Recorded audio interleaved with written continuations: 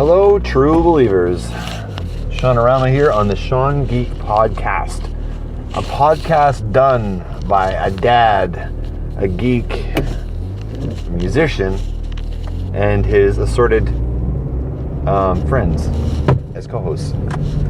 Yes, I don't usually introduce the show, but I thought I would today, just in case people are listening today and don't really know what it is. They saw some sort of interest in the podcast, decided to download it, and check out what the Sean Geek Podcast is all about. So, yes, I am the host of the show. I go by the name Seanorama. It's a name I picked up a number of years ago when I was co-hosting a YouTube channel, and the name kind of stuck. So this is the show. I want to give a special shout out. No, I'm not supposed to do this unless you guys are Patreon subscribers and are giving us some shekels every month. But I did want to give a shout out to Great Britain and to Switzerland. That's right, Switzerland.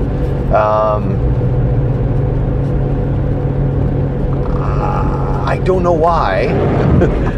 Sorry, I am driving in rain and it's very dangerous today because of the rain. It's very, very hydroplaning kind of weather.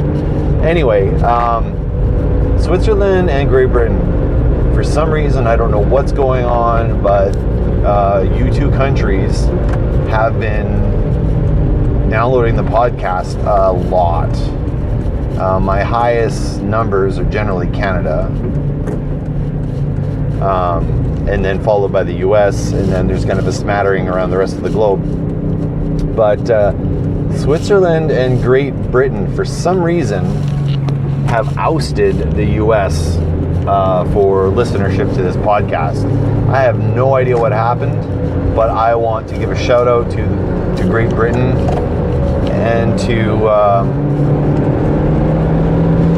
wow, it's really messy out here. Anyway, I want to give a shout out to Switzerland and Great Britain for downloading the show, giving me some love, downloading the episodes. But I want to hear from you. Why are you listening to the podcast? What has brought you into the podcast? And why? Like, what's drawing you in? I want to know. I'm not going to get into the history here, but I do have an affinity for those two countries. Strangely enough, I have a novel that I'm working through the editing phases of that is called Switzerland. I guess I have to write a novel called Great Britain next. Maybe it'll be the sequel to Switzerland. We'll see. But anyway, special shout out to those two countries that are supporting the podcast. If you are at all interested, visit me on Patreon. Look for Meet the Geeks on Patreon. There'll be links at the bottom of my podcast, as there always is. There's links on my podcast page. There's links on the webpage to get on to Patreon. I would love to get some hardcore geek subscribers to the podcast and to the webcomic called Meet the Geeks, which chronicles the adventures of yours truly and a bunch of other geeks. Basically, Corey, who does the strip, decided to put together a strip about him and his best buddies and the shenanigans they get up to as geeks.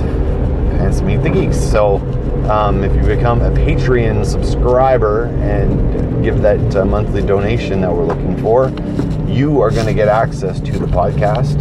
You're going to get access to the comic book early, ahead of everyone else, and a bunch of other goodies. Thinking we might even change the subscription plan to make it a little easier for you, because getting that stuff early is great. I mean, I get the Meet the Geek strip early because I know Corey, but if you guys want to get on the action, the only way you're going to do so is by subscribing to the channel. That's that's the only way to do it. So that being said, I have arrived at a destination, which is putting some petrol into my car. So if you guys just want to hold on a sec here. And and I will get gas. Good, how are you? No, just 40 on regular is good. I'll pay cash here. Yeah. On regular, yeah. Thanks. Yeah, I'm filling up with some petrol here. So, yeah, the Patreon thing is kind of a new thing. It's something we've been, I've mentioned this a million times on the podcast. I was averse to doing, but if I want to keep doing the podcast, if I want to expand the podcast and do more things with the podcast, and conversely, if we want to do that with our webcomic, the only way we're going to be able to do such a thing is to actually invest some money in it. That's, you know, I want to invest more money in it than I've already invested of my own, from my own. So if I can do that, then it's going to be freaking awesome. So let's get on to the topic at hand. Today, I wanted to talk about Avengers Infinity War. I had a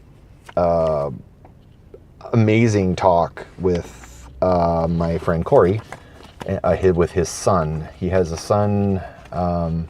He's a bit of a brilliant, awesome kid. And I had on my Captain America hoodie. Yes, I'm a Captain America fan, and you see it in my avatar. I'm sporting the Captain America shirt. Big Captain America fan, and so is he. It's his favorite Avenger. It's one of my favorite heroes. They don't make T-shirts of my favorite heroes, but out of the commercial ones, Captain America is definitely my fave. But anyway, we ended up having a discussion about Infinity War because he had just seen the film. I'm going to pause you for a sec here. We're about to pay the man. Hey, I'm back. I just paid the man on my way to destination number 2. So, we got to talk about Infinity War. I guess he just seen it or re-seen it. And he had all these crazy, interesting theories. Now, some of these theories might be his, might be mine, might be the internet's. But I wanted to kind of encapsulate everything I had into one place and kind of talk about a compilation of what people are saying, what some theories of my own that I had. Now, the movie is old now. It's been out for a little while, so I didn't really want to talk about this until now. And I know everyone has their own speculation, their own thing, but I wanted to really digest the movie, to watch it again, to read Infinity Gauntlet, the first Marvel comic series on it, and I wanted to get through Infinity War, the comic. Like, I kind of wanted to read a few things, let it sit and digest. Don't react emotionally to what the movie is and my own theories emotionally. I wanted to react with some thought and some thought put into it. So after talking to Corey's son about this, it kind of got me excited again. So I have spent the last week plus since last week, going over everything I could find on the internet and finding the theories that were out there. I've read a lot of them after the movie came out, and it was interesting theories. I didn't agree with a lot of them. I mean, a lot of it's just, here's what I would like to see happen, which is fine. But I kind of wanted to think about it a bit. So, the stuff I'm going to talk about in here may or may not be the most common ones, or the most popular ones, or what fans want to see, but they're what I am seeing and kind of my thoughts on the whole rigmarole about all that stuff. So, I'm going to try to do this while driving, which is going to be incredibly difficult. Of course, spoiler. Turn off the podcast now. Go watch the film. Also, specifically, go watch Black Panther and Ant-Man and the Wasp. These are all critical to a lot of the thinking that went into this film. Doctor Strange as well in particular. Basically, get caught up on your Marvel movies and check in here. But Ant-Man and Infinity War, obviously the two biggies. I'm going to be spoiling a ton of stuff. And it's going to touch on aspects of a bunch of other movies. So, plus you should go watch them. They're great films. So, the biggest thing that was discussed that I've put a lot of thought into was the lack of Ant-Man in the film. And after seeing Ant-Man, there was an explanation, a pretty good explanation given as to why he wasn't there. But in some ways, I think the events of Infinity War and Ant-Man run very parallel, timeline-wise, with each other. In fact, it is a key component to the film that is going to have the biggest impact on Avengers 4. Mark my words. And I'm not the only one speculating this. A lot of people are speculating this, but I want to offer my own spin. So some of these ideas, like I said, may not be originally my own, but it's my interpretation of everything I've read, everything I've seen, and my own theories intertwined. So if you've heard this before, that's okay. You might have heard it before, but this is Seanorama's take on the information at hand. So, Ant-Man. In the Ant-Man film, at the end of the film, after they've done everything in the movie, and Ant-Man gets punted into the quantum realm, which is where Janet Van Dyne had been, and the place that Ant-Man had lost her to, the original Ant-Man, Hank Pym. So at the end of the film, they're like, okay, we're going to explore this. We're going to be, as I would hearken to say, Imaginauts about the whole thing.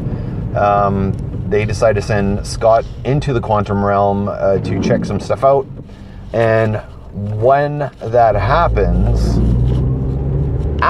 immediately after that happens, the Wasp, that'd be Hope, Van Dyne, the original Ant-Man, Hank Pym, and the original Wasp, Janet Van Dyne, all turn into dust and are gone,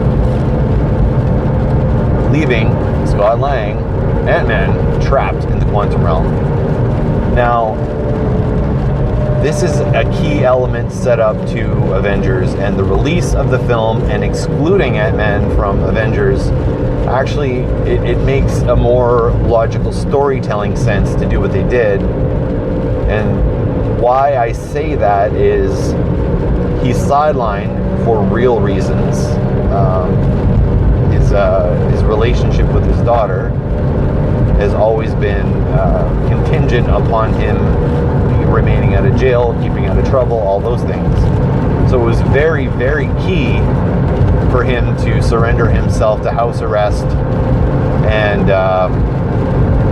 be out of action and not be there during Infinity War.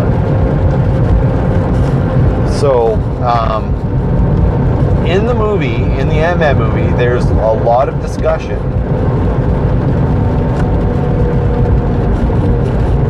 about the quantum realm, and I'm just making sure I'm taking the right turn off here. There's a lot of discussion about the quantum realm. Oh my god, what's this guy doing? I have no idea. Merging at 10 kilometers an hour is not a safe thing to do. So there's a lot of discussion about the quantum realm. It's a place that doesn't exist within ours. It's its own dimension, but the rules of physics, the rules of time, none of that applies there. So taking that theory into account, while someone is in the quantum realm, time could be going faster or slower or any combination of things. I think what we can hypothesize here is that, and it was mentioned in the movie, is that this is the bridge to Avengers. This is what's going to allow the Avengers that tiny glimpse of hope of saving the universe and all that kind of stuff. So the thing that is brought up in the movie, and I can't remember exactly what they call it. I was trying to find it, but exactly what is in the quantum realm are time causalities, I guess. I'm not sure really sure what the word would be, but I think there are windows to the entire timeline all in one go. Since time doesn't flow naturally in that dimension, they can view entire timelines. I can just imagine, I can totally see this.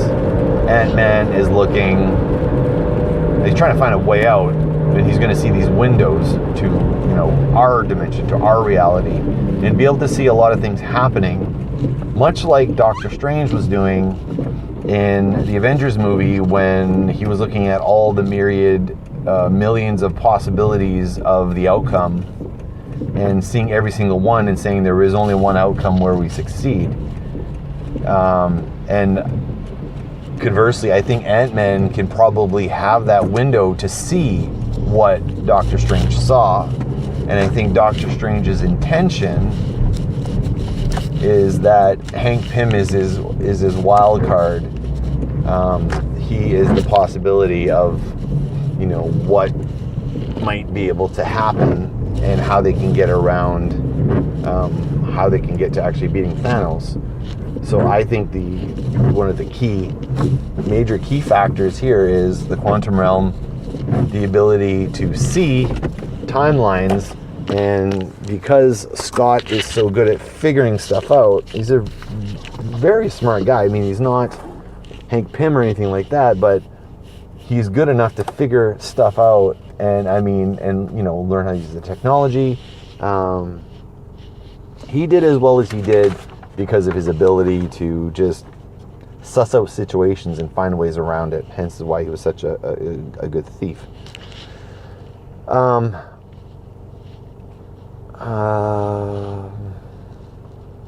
I think that what happened was in the Avengers film, when the whole time the Infinity Stone, the one that controls time, that is in the orb of Agamotto, I think that he delays giving it to Thanos until the right moment. And the right moment is after Scott Lang enters the quantum realm. I think that is key. He was eventually going to give it to Thanos. He was going to give that stone to Thanos. But there was a timing thing, and he wanted to make sure that Scott was safe and protected and in the quantum realm, because he knew at any moment he was going to snap his fingers and half the universe was going to disappear. So, Scott Lang might not have turned into dust when he snapped his fingers, but then again, he might have. And I think the quantum realm, because it exists out of time and space, it was a way to save to save Scott Lang so he doesn't dissipate into dust, and that they, can rely on him to be the game changer. And maybe, in the grand scheme of things, Thanos was thinking long term and eliminated the heroes that needed to be eliminated. That could have affected the outcome. So I think that in the film we're going to see Scott Lang looking at the various timelines, and some of the clips that have been released or footage or that we saw is going to be him looking at stuff. I think it's going to be him figuring stuff out. It's going to be him seeing the timelines. And I think what he's going to be seeing is alternate timelines in the Marvel Universe. The things that directly led up to why we have the problem we have now with Thanos getting all this power. So there's a scene that showed, it showed it in Wakanda, where they're in Wakanda, and Hulk is fighting alongside Cap and Black Panther in that group. But in the movie, that didn't happen at all. The Hulk wasn't able to come out. Banner had to put on some Hulkbuster armor and get stuff done that way. But the Hulk wasn't there. I think in an alternate timeline, the Hulk was there, and it was one of the events that led up to what was going on. I think in that first Avengers film, the whole forming of the team and all that, I think that was meant to happen, but at some point the timeline diverged and allowed Thanos to rise to power and all those things to happen. Basically, the rise of Thanos was because the timeline was already messed up and a couple of things didn't line up the way they were supposed to. So, for example, originally maybe Ant-Man, either Scott Lang or maybe it was Hank Pym still, were meant to be a part of the Avengers lineup that you see in the first Avengers film, which is some of the photos that were released. Also, Hulk should have been in Wakanda, and Banner should have hulked out and been able to do his thing. I think all that should have happened, but that didn't happen either. And there's probably a whole number of things that should have happened that didn't happen because of exactly that reason. The timeline had been fractured and had been broken. So I think Ant-Man is seeing all of this alternate timeline that should have happened, or conversely, seeing the timeline that would have helped lead to Thanos' defeat and not allowing him to get the power that he did get. So the quantum realm is going to be key. I also think the quantum realm is going to allow Ant-Man to pop in possibly at multiple different times, and maybe realign the timeline the way it needs to be. Fix the timeline that allows the Avengers that chance that in Avengers Infinity War, that the way that it played out wouldn't play out that way. It would lead directly to Thanos' defeat. So that's my theories there. Doctor Strange is the architect to Thanos' defeat. He knows how to do everything, and he is setting everything in motion. I think that Ant-Man is a key component, but I also think he's setting up a lot of other things. I can't even imagine. I just know in the comics he was definitely the architect. Or not the architect, but he helped set things up. Adam Warlock was the architect in the Infinity Gauntlet, and he had figured every single chess piece on how to defeat Thanos. So I think we might be seeing more Doctor Strange kind of being that person in here. So that's my number one. My number one is the whole Ant-Man quantum realm thing. And number two is how Doctor Strange is the architect. I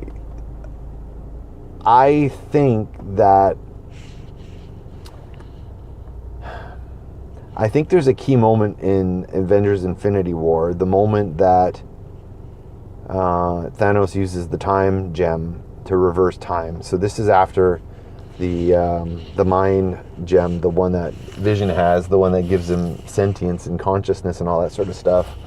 When Scarlet Witch destroys that gem, and when that gem is destroyed and gone and finished, Thanos' last chance for winning is gone, but he uses the time gem to reverse time, to go back in time, get the soul gem, and at this point, this is when the true threat of Thanos is realized.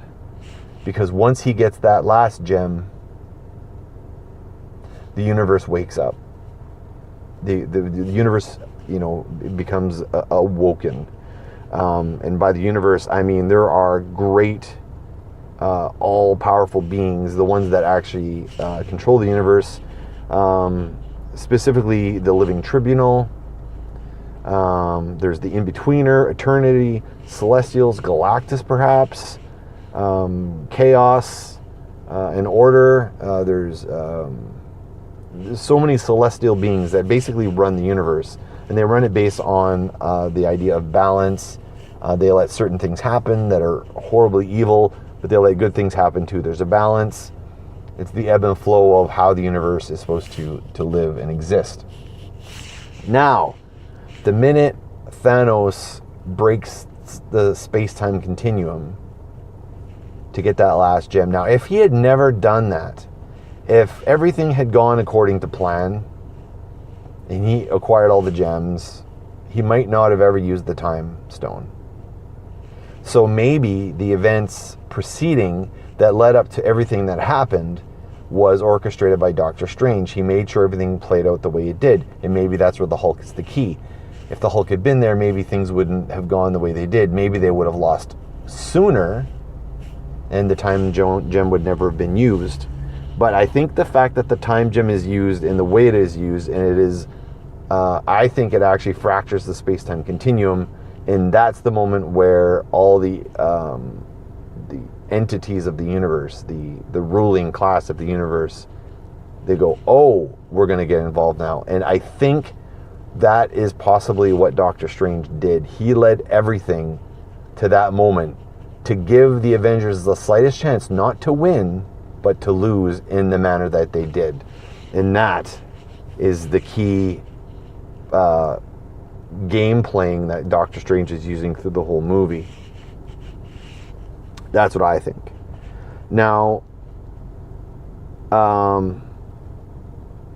I think there's a lot of talk about Gamora not being dead. There's talk that she might be inside the Soul Stone. And there's a whole weird thing with Red Skull there that kind of totally doesn't...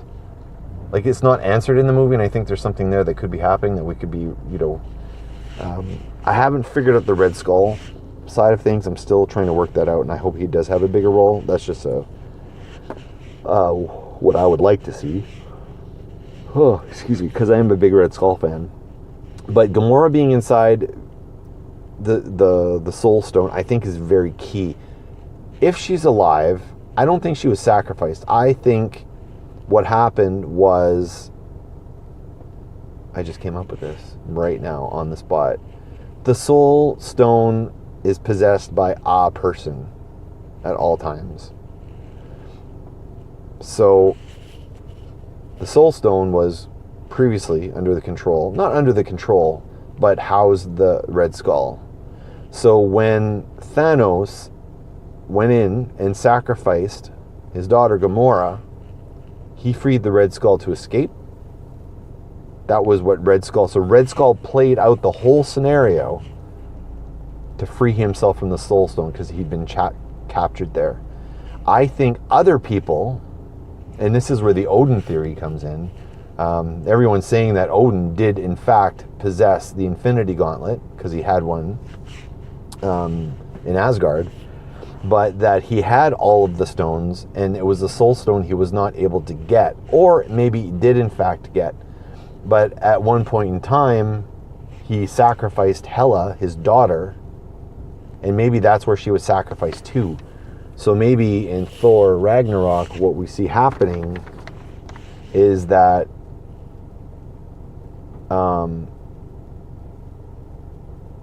it's a trading a soul for a soul every time. Maybe that's what's happening there.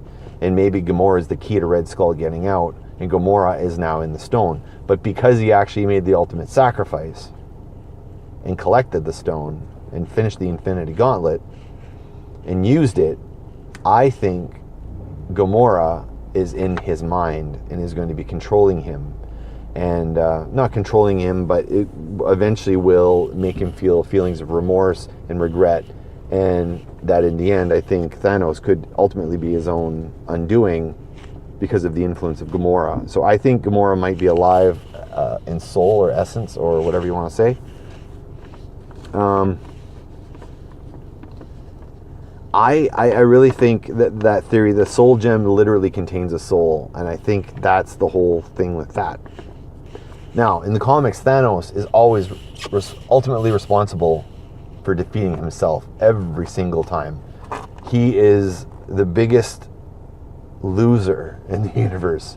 He comes up with the greatest scheme to win and be the king of everything and always screws it up himself. That is his biggest fault. And I think we're going to see that play out in the next film. He will be the architect of his own undoing, under the influence of others, of course. But it will be Thanos making that choice to give up the power. So I think that's going to happen. Now, how that's going to play out exactly, there's a whole bunch of different things. I think that the snap, when he snapped his fingers and undid everything, I think that still happened. And I think all those people did in fact die. There's theories that they all went to the Soul Gem, and that's entirely possible. But I think the rewriting of the timeline, changing key factors in the timeline by Ant-Man, and Ant-Man might even be responsible for Banner not being able to Hulk out. Maybe he actually was in the Infinity War movie, and he shrunk down to the size that he was able to get inside the Hulk, which is a common thing that the Wasp always did, was to shrink super small and get inside, and he might have been able to inhibit Banner from transforming into Hulk by being inside him. So maybe there was something along those lines, but hypothesizing here. But what I did want to say is the big one everyone talks about: did Loki die? Did he not? I don't think Loki died, or he sacrificed himself knowing that he wasn't really going to die. In the end, Loki's vain and does not want to die. He will do anything to survive. So I don't think, I honestly don't think, no, I know he didn't die. I know that's not a thing. So I think that he faked his death, or he died and knew he was going to be reset, or something along those lines. Multiple theories as to how he's going to come back. I know he's going to come back. I don't doubt it at all.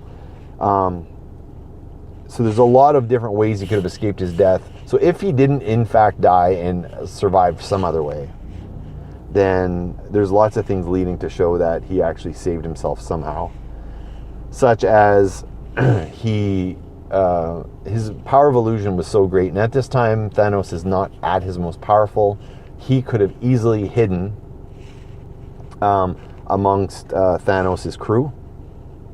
And in fact, the illusion could have been, he could have possibly switched out with one of his crew, used his illusion powers to get Thanos to snap the neck of one of his own people, and taken that person's place, and doing his machinations all throughout that whole time. He might even, in fact, even if he wasn't doing this of his own volition, which he might have, he could have been tricked into doing what he's doing by Doctor Strange. He may be in league with Doctor Strange, or he might be entirely on his own, looking for a way to wrest the gauntlet from him and become the wielder of the Infinity Gauntlet at some point. He is the master manipulator after all. And for him to, die the way he did, ain't gonna happen. Another thought, he might have switched with Banner.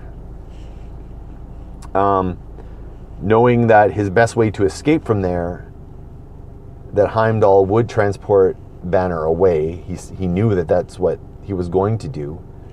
By switching with Banner, he gets shunted and he gets saved. So when everyone is killed on the craft, except for Thor, who somehow survives, simultaneously Banner, who's shunted to space, may have survived as well by transforming into the Hulk. The other thing is he may have Loki that dies in the film may in fact have been a Skrull. That's entirely possible too. There's no way he died. There's no way he died. So I think I covered everything here. I was going to go a little longer on this, but these are some of the theories. I mean, there's many other things that could have happened, but these are the ones that I'm sticking with. If they're saying things like, so I think the snap will be undone. It's permanent, yes, but it will be undone, and that's the matter. It will be undone in rewriting the storyline. However, by rewriting the storyline, I don't know if everyone would in fact come back. I don't think it would work that way. I guess everyone that had been snapped would come back, but the people that had been killed throughout the movie, maybe they survive, maybe they don't. So again, Ant-Man, Doctor Strange, and Gamora are the key people. I honestly think there's going to be some sort of showdown as well with Cap. Something cool is going to happen there, I'm not sure. And Thor will be a big player. But how does Captain Marvel fit in all this? I think in the Captain Marvel... So here's a spoiler for what I think is going to happen in Captain Marvel. The first stone he collects, he just has it at the beginning of Avengers. And I think we're going to see that collection in Captain Marvel. I think that's what we're going to see happen. All right, I guess that's it, guys. I'm going to sign off here. I'm actually at the gym. I'm going to go in and pump some iron. And I will see you all on the flip side.